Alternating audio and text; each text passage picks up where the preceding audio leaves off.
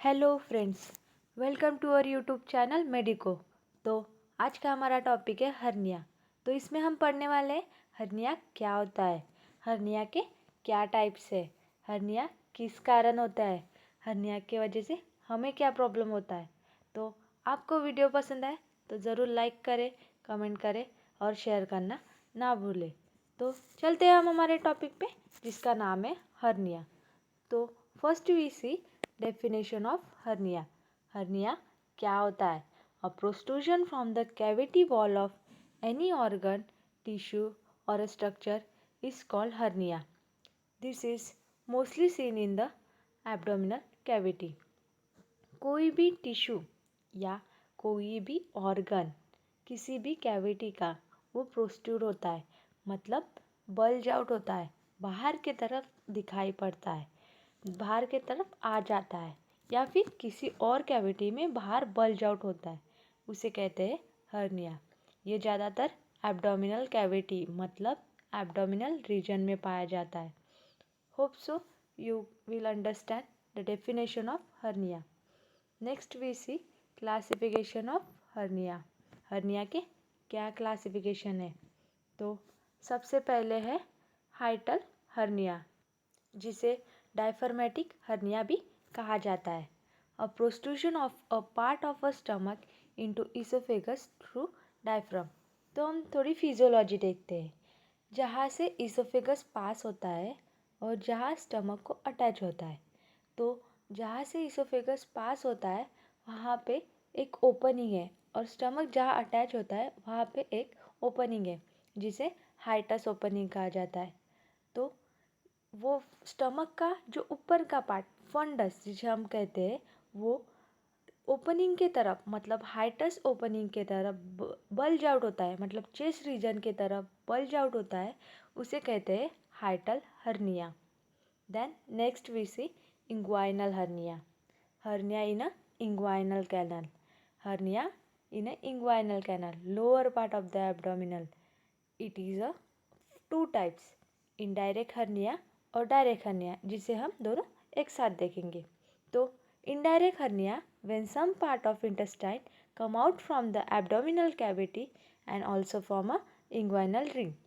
Direct hernia, it is a direct come out from the abdominal wall except inguinal ring.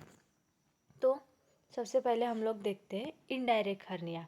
Indirect hernia, indirect hernia में क्या होता है, जो intestine का part है इंग्वाइनल कैनल, वो अंदर के तरफ डिसेंड हो जाता है, अंदर के तरफ चला जाता है। तो मेल फीटस बेबी जब मदर के वूम में डेवलप होता है, तब सिर्फ मेल बेबी जब मदर के वूम में डेवलप होता है, तो वो जो टेस्टिस है इंग्वाइनल कैनल टू सैक्रम तक डिसेंड होता है, मतलब इंग्वाइनल कैनल थ्रू सैक्रम की तरफ चला जाता है। तो वो इंग्वाइनल कैनल मेल्स में बड़ा होता है दैन फीमेल, क्योंकि ले टेस्टिस मेल में प्रेजेंट है। तो जिसकी वजह से इंग्वाइनल हर्निया ये ज़्यादातर मेल में पाया जाता है। तो वो इंग्वाइनल जो कैनल है वो अंदर के तरफ डिसेंड हो जाता है, अंदर के तरफ चला जाता है, उसे कहते हैं इनडायरेक्ट हर्निया। और डायरेक्ट हर्निया, जो इंग्वाइनल कैनल है वो बाहर की तरफ प्रोट्रूड हो जाता है, बाहर की तरफ आ जाता है, उसे कहते हैं डायरेक्ट हर्निया। ये ज़्यादातर मेल में पाया जाता है और ये 25 to 30% मेल में पाया जाता है। Then next we see femoral hernia. Femoral hernia क्या होता है?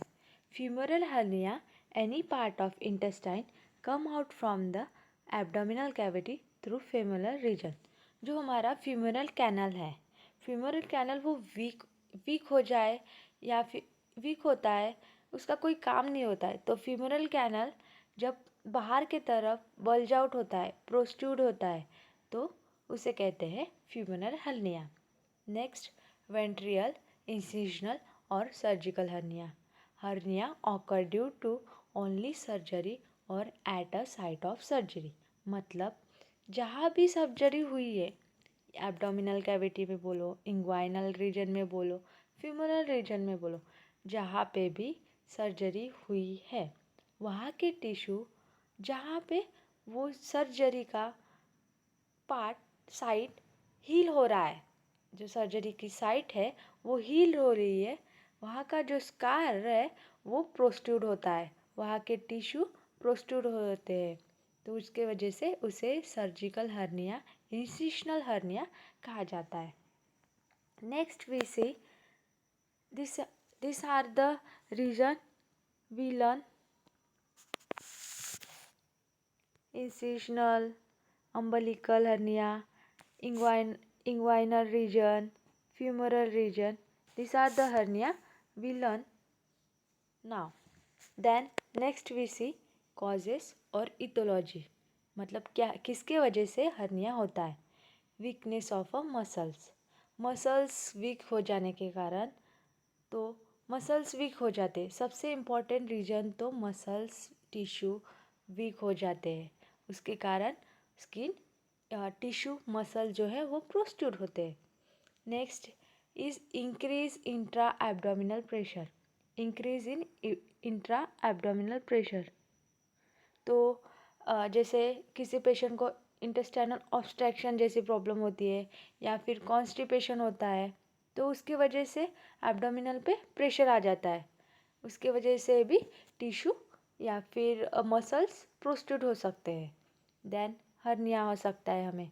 देन क्रोनिक कॉन्स्टिपेशन, तो क्रोनिक कॉन्स्टिपेशन मैंने जैसे बताया किसी पेशेंट को कॉन्स्टिपेशन का प्रॉब्लम रहता है, तो उसके वजह से एब्डोमिनल पर प्रेशर आता है, उसके वजह से भी हो सकता है। सर्जरी जैसे हमने देखा लास्ट टाइम सर्जिकल हर्निया, तो उसके कारण हो सकता है। पुअर न्यूट्रिशन, पेशेंट का पुअर न्यूट्रिशन होगा तो हो सकता है। ट्रॉमा, कोई शार्प इंजरी हो पेशेंट को, उसके वजह से हो सकता है। देन नेक्स्ट ओल्ड एज, ये ओल्ड एज में मसल्स वीक हो जाते हैं, उसके कारण होता है।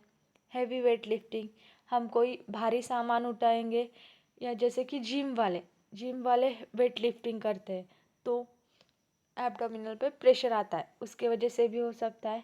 एक्सेसिव फिजिकल वर्क और exercise, excessive physical work gym वाले लोग ही देख लो, वो है वेट लिफ्टिंग वगैरह करते हैं, उसके वजह से भी उनके एब्डोमिनल पे प्रेशर आ सकता है। Then ascites, what is ascites? Ascites क्या है?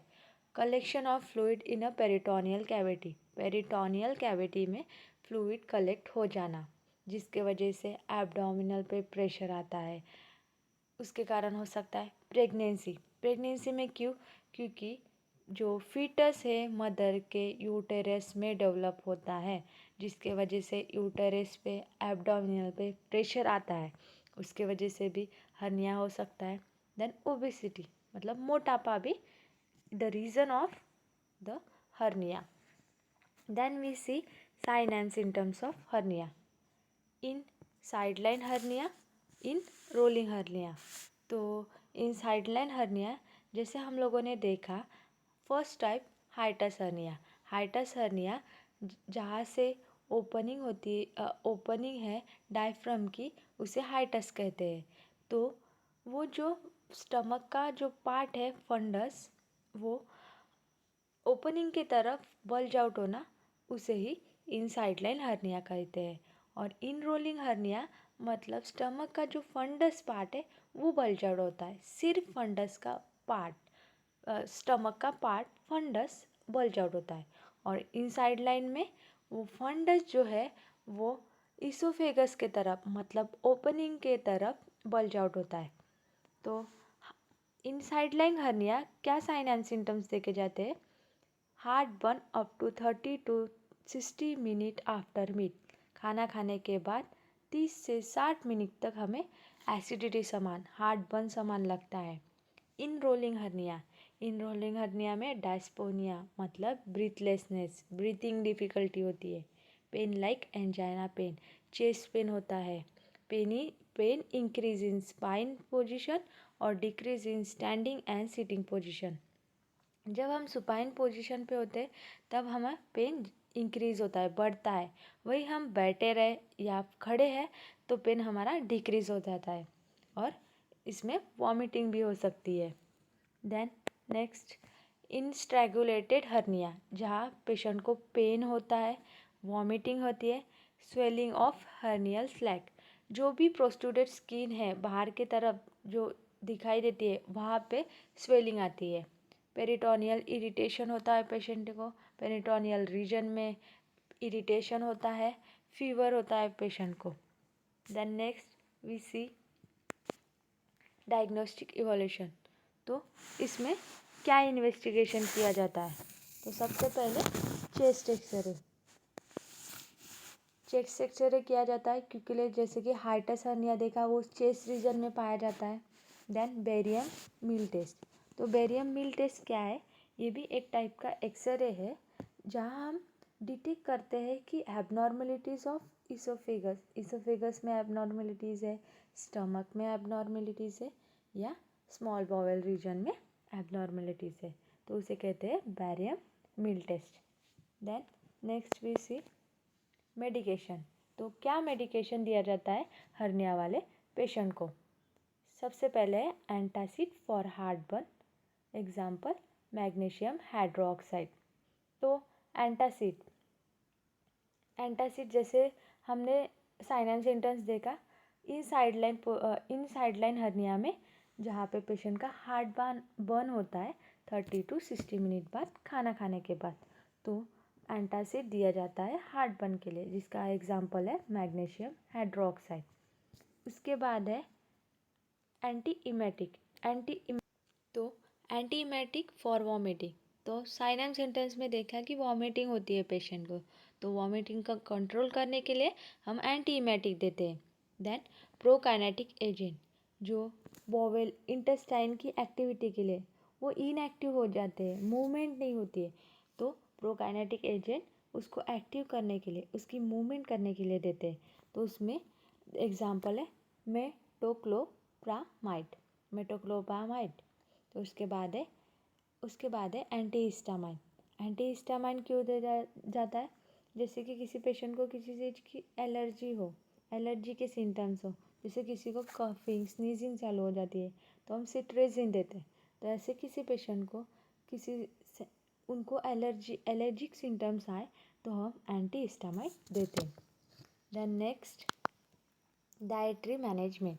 तो क्या डाइट देते हैं हम हर्निया में? Advise patient to avoid alcohol, patient को अल्कोहल अवॉइड करने के लिए कहना है। देन गिव ब्लेंड डाइट मतलब कि जैसे कि सॉफ्ट डाइट होना चाहिए, वो सॉफ्ट होना चाहिए, पेट को इरिटेट नहीं होना चाहिए, ऐसा डाइट नहीं चाहिए, स्पाइसी नहीं चाहिए, और वो जो लो फैट डाइट होना चाहिए, लो फैट डाइट जैसे बनाना, डेयरी प्रोडक्ट है, मिल्क, ऐसे होना चाहिए to give low fat diet. Advise patient to take small and frequent diet 4 to 6 time a day. Patient को एडवाइस करना है कि थोड़ा थोड़ा खाए और कुछ थोड़ी थोड़ी देर बाद खाए, फ्रीक्वेंटली खाए, थोड़ी थोड़ी देर बाद खाए, क्योंकि लिए स्टमक इरिटेट ना हो। 4 to 6 हम 2 बार खाते हैं, 2 के जगह 4 से 6 बार खाएं। उसके बाद फॉर रिड्यूस रिफ्लेक्स एक्शन, तो हम पढ़ने वाले हैं जीआरडी का मीनिंग क्या है? Reflex action. जो हम बोलते हैं ना कि खाना वापस आ गया मुंह के अंदर, तो वही रिफ्लेक्स एक्शन है। ये अवॉइड करने के लिए, ये रिड्यूस करने के लिए हम खाना खाने के बाद बेड 6 से 8 इंच ऊपर, सेमी फाउलर या फाउलर अकॉर्डिंग टू ये पेशेंट कंफर्ट, हमें उनको पोजीशन देनी है। Then next we see surgical management. क्या सर्जिकल मैनेजमेंट करते हैं? तो पहला है निसेन सर्जरी। तो निसेन सर्जरी में क्या होता है? जो ओपनिंग है, हाइटस ओपनिंग है, वो इसोफेगस और स्टमक को सूचरिंग कर दिया जाता है। जो हाइटस का पार्ट है वहाँ पे इसोफेगस और स्टमक को सूचरिंग करते हैं, उसे कहते हैं निसेन सर्जरी। और हर्नियोग्राफी। What is herniography? तो हर्नियोग्राफी, इफ़ मेडिकेशन से हर्निया ठीक ना हो रहा है तो फिर क्या करना? तो हर्नियोग्राफी में जो पार्ट प्रोस्ट्रूड हुआ है, जो पार्ट बल्ज आउट हुआ है, तो वो पार्ट फिर से उसी जगह पे, जो जगह से वो प्रोस्ट्रूड हुआ है उसी जगह पे उसको बैक रख के फिर उसे कहते हैं हर्नियोग्राफी, मतलब रिपेयरिंग। जहाँ से वो प्रोस्टिट्यूट हुआ है उसी जगह पे उसको फिर से रखना, उसे कहते हैं herniography. Then manual reduction means readjust to herniated organ by sidely pressure. Same जैसे थोड़ा प्रेशर यूज़ करके, जो भी सर्जिकल यूज़ करते होंगे, थोड़ा प्रेशर यूज़ करके उसे रीएडजस्ट किया जाता है, उसी के जगह पे फिर से उसे रखा जाता है, उसे कहते हैं मैनुअल रिडक्शन और herniography. Then we see hernioplasty. तो हर्नियोप्लास्टी क्या होता है? ये एडवांस सर्जिकल प्रोसीजर है जो जिसमें different type of hernia perform किए जाते हैं। डिफरेंट टाइप ऑफ हर्निया में परफॉर्म किया जाता है हर्नियोप्लास्टी। तो इस प्रोसीजर में जो ऑर्गन्स है, जो भी टिश्यू है, जो प्रोस्टिट्यूट है, वो फिर से पुश आउट करते हैं अंदर के तरफ, जहाँ से वो प्रोस्टिट्यूट हुआ है वो उस तरफ पुश आउट करते हैं ओरिजिनल पोजीशन में उसके। और कुछ मिसपैच यूज़ करके वहाँ पे सूचरिंग की जाती है। तो वो क्योंकि लिए उसका रीअकरेंस नहीं होना चाहिए, फिर से नहीं होना चाहिए।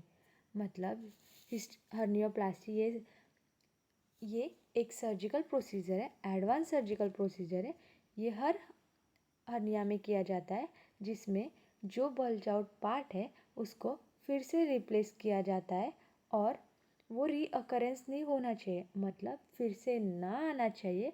उसके कारण वहाँ पे मिसपैच जैसा एक यूज़ किया जाता है और उधर सूचरिंग की जाती है ताकि रीअकरेंस ना हो। Then next we see health education. क्या हेल्थ एजुकेशन देंगे हम पेशेंट को? तो सबसे पहला है अवॉइड स्मोकिंग एंड अल्कोहल। तो हमने डाइटरी मैनेजमेंट में बताया है कि पेशेंट को अल्कोहल अवॉइड करने बोलना है और पेशेंट को स्मोकिंग भी करने से मना करना है। Avoid intake of heavy meal. Heavy meal ना लेना है हमको, स्पाइसी ना लेना है, सॉफ्ट डाइट लेना है और लो फाइबर डाइट लेना है। Then avoid tight clothing around abdominal. Tight कपड़े नहीं पहनने हैं एब्डोमिनल रीजन में। Avoid to take bed rest just after a meal. जैसे कि बताया, मील के 30 to 60 मिनट बाद पेशेंट को हार्ट बर्न समन लगता है, तो पेशेंट को कहना है कि मील के बाद बेड रेस्ट ले in a semi Fowler position और a Fowler position according to their comfort. Then avoid obesity, मोटापा भी एक कारण था हर्निया होने का, तो मोटापा अवॉइड करना है। पेशेंट को एक्सरसाइज करने बोलना है, तो एक्सरसाइज भी करनी है, तो हैवी लिफ्टिंग नहीं करनी है, हैवी सामान उठाना नहीं है, भारी सामान उठाना नहीं है।